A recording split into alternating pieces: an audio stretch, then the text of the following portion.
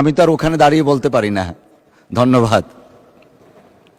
কক্সবাজার ২ আসন থেকে নির্বাচিত মাননীয় সদস্য জনাব আলমগীর মোহাম্মদ মাহফুজ উল্লাহ ফরিদ, আপনি তারকা চিহ্নিত প্রশ্ন ৫৮৭ উত্থাপন করুন।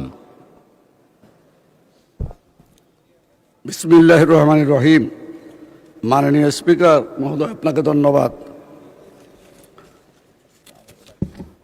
আমি আলমগীর মোহাম্মদ মাহফুজুল্লাহ ফরিদ, ২৯৫ কক্সবাজার ২। আমার তারকা চিহ্নিত প্রশ্ন ৫৮৭। আমি একটু পড়ব। মাননীয় স্পিকার মহোদয়, উপস্থাপন করছি। দুর্যোগ ব্যবস্থাপনা ও ত্রাণ মন্ত্রী মহোদয়, অনুগ্রহ করিয়া বলিবেন কি বর্তমানে কক্সবাজার জেলায় সাইক্লোন সেন্টার আছে কিনা, থাকিলে তাহার সংখ্যা কত এবং নতুন কোনো সাইক্লোন সেন্টার নির্মাণ করা হইবে কিনা?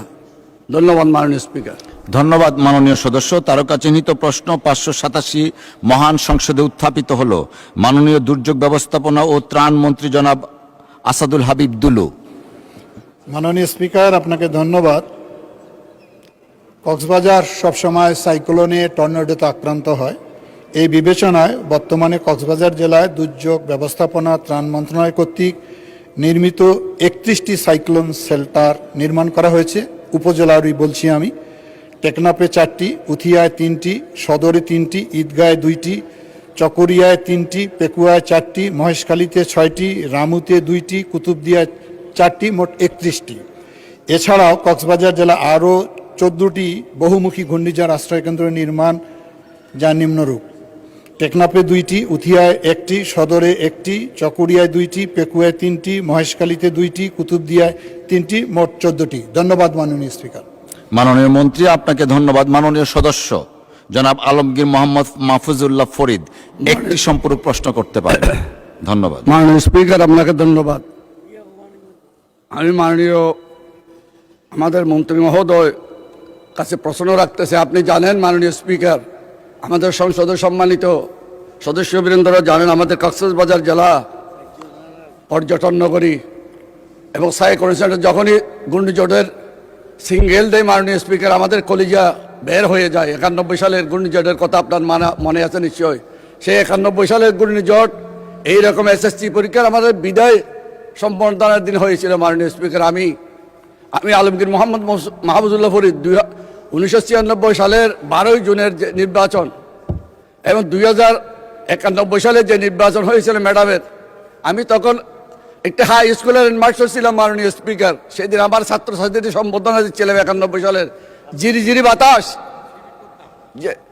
যে দুর্দণ্ড বাতাস মাননীয় স্পিকার, যে মহাপ্রলয়ঙ্করী ঘূর্ণিঝড়, আসরের সময় কোনো রকমে আমি এগুলো শেষ করে বিদায় সম্বোধন শেষ করে ছেলেদের ছাত্রছাত্রীদের বাড়িতে পৌঁছিয়ে দিয়ে যেই ঘূর্ণিঝড় শুরু হলো, আমাদের হাজার হাজার আমাদের এই অঞ্চলে, আমার কুতুবদিয়া, আমার মহেশখালী সব কিছু লণ্ডভণ্ড হয়ে গিয়েছিল। ভাগ্যিস আমাদের ম্যাডাম, আজকে আমাদের মা বেগম খালেদা জি আমাদের নাই, আল্লাহ তাকে নিয়ে গেছেন, আল্লাহ বেহেশতের সর্বোচ্চ স্থানে তাকে স্থান দেয়। তিনি যদি না থাকতেন, 41 দিনের সরকার সেই সময় একটা লোককেও সাইক্লোনের পরে না খেয়ে মরতে দেন নাই মাননীয় স্পিকার। সেই মার আজকে আমি জান্নাতুল ফেরদৌসের আলা মাকান নসিব করার দোয়া করে আমি আজকে মাননীয় মন্ত্রী মহোদয়কে বলবো, আমার মহেশখালীতে আমাদের 9টি ইউনিয়ন, একটি পৌরসভা, কুতুবদিয়া 6টি ইউনিয়ন। এই ইউনিয়নে এই সাইক্লোন দিয়ে আমরা বাঁচতে পারবো। আবার সাইক্লোন হলে একটু প্রশ্নটা করেন দয়া করে। মহেশখালী, কুতুবদিয়া এবং আমাদের উপকূলীয় অঞ্চল, আমাদের পেকুয়া, আমাদের বোলা থেকে শুরু করে যেগুলো আছে সবখানে প্রতিটি গ্রামে গ্রামে সাইক্লোন সেন্টার কাম হাই স্কুল অথবা প্রাইমারি স্কুল নির্মাণ করবেন কিনা? ধন্যবাদ মাননীয় স্পিকার আপনাকে। ধন্যবাদ মাননীয় সদস্য। মাননীয় মন্ত্রী। মাননীয় স্পিকার, আপনাকে ধন্যবাদ।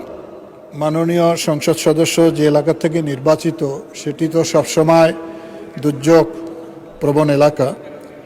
বাংলাদেশেই দুর্যোগ প্রবণ। পৃথিবীর মধ্যে 9টি দেশ যে সবচেয়ে বেশি দুর্যোগ প্রবণ, তার মধ্যে কিন্তু বাংলাদেশ একটি। ওই অঞ্চলটা সবচেয়ে বেশি ভয়াবহ। ইতিমধ্যে আমরা 31টি এবং 14টি বহুমুখী ঘূর্ণিঝড় আশ্রয়কেন্দ্র আমরা নির্মাণ করেছি এবং আমাদের ভবিষ্যতে আরও পরিকল্পনা রয়েছে, সেটি আমি ইতিমধ্যে বলেছি। আরও 218টি 14টি উপকূলীয় অঞ্চলে প্রায় 39টি উপজেলায় আমরা এগুলো নির্মাণ করব।